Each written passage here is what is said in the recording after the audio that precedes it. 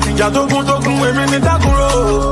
Ẹ má gbàbọ̀dé èmi ní lálùdé àbíjà wàdà mi ló kọ́ lóko. Àjọ àbíjà dá mi lóhùn, àwọn wèrè yìí ń gbá mi lóhùn. Kí lọ sájò kí má sì nílé, kò sékún tó máa wẹ̀kú mi. Àbìdì ló kà wọ́n sí mi, now I'm making money down bash. I got money, now go vibe. All my niggas on trap. I show them how to make money, they keep on blowing vocabulary. Èmi ni lyrical dókítà tó ń ta bọ́sì. I'm the liquid metal in the booty. Tiger. Èmi ni lyrical ṣọ̀pọ̀nà, èmi ni lyrical irúmọlẹ̀.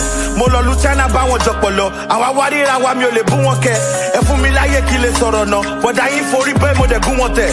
Mo fa Arizona mo dẹ̀ fa pọ̀pọ̀. Kọ̀kadà lọ White House mo dẹ̀ kó wọ bẹ̀. Ọmọ Ondo lé mi mo dẹ̀ lágídí gan. Ajá tó bá jòbí yá síwí gan. I'm educated mo dẹ̀ kábídí gan. Pẹ́pẹ́ dẹ̀ mo para pẹ̀lú tàfírí gan. Tiger ṣé àmọ̀ púpọ̀ lè tíṣà? Akẹ́kọ̀ọ́ wèrè kógbó lọ lè tíṣà. Abẹ́fọ́lá dey bring Arizona. Mo bínú kẹ́rù kú lọ lé dí.